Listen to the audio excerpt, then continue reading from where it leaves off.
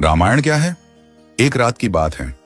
माता कौशल्या जी को सोते में अपने महल की छत पर किसी के चलने की आहट सुनाई दी। नींद खुल गई।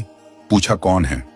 मालूम पड़ा श्रुतकीर्ति जी, सबसे छोटी बहू, शत्रुघ्न जी की पत्नी। माता कौशल्या जी ने उन्हें नीचे बुलाया। श्रुतकीर्ति जी आईं, चरणों में प्रणाम कर खड़ी रह गईं। माता कौशल्या जी ने पूछा, श्रुति, इतनी रात को अकेली छत पर क्या कर रही हो बेटी? क्या नींद नहीं आ रही? शत्रुघ्न कहाँ है? श्रुतिकीर्ति की आंखें भर आईं। मां की छाती से चिपटी, गोद में सिमट गई। बोली, मां, उन्हें तो देखे हुए 13 वर्ष हो गए।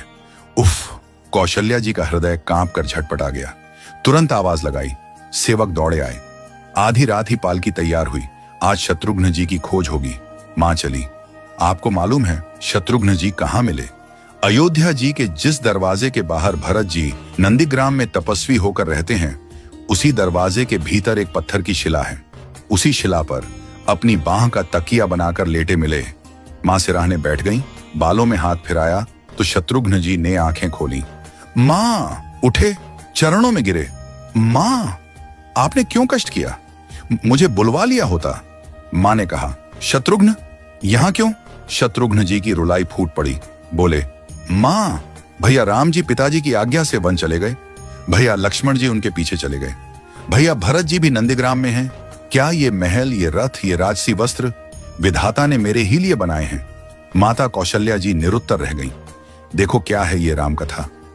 ये भोग की नहीं, त्याग की कथा है। यहां त्याग की ही प्रतियोगिता चल रही है और सभी प्रथम हैं। कोई पीछे नहीं रहा। चारों भाइयों का प्रेम और त्याग एक दूसरे के प्रति अद्भुत, अभिनव और अलौकिक हैं। रामायण जीवन जीने की सबसे उत्तम शिक्षा देती है। भगवान राम को 14 वर्ष का वनवास हुआ तो उनकी पत्नी सीता मैया ने भी सहर्ष वनवास स्वीकार कर लिया। परंतु बचपन से ही बड़े भाई की सेवा में रहने वाले लक्ष्मण जी कैसे राम जी से दूर हो जाते?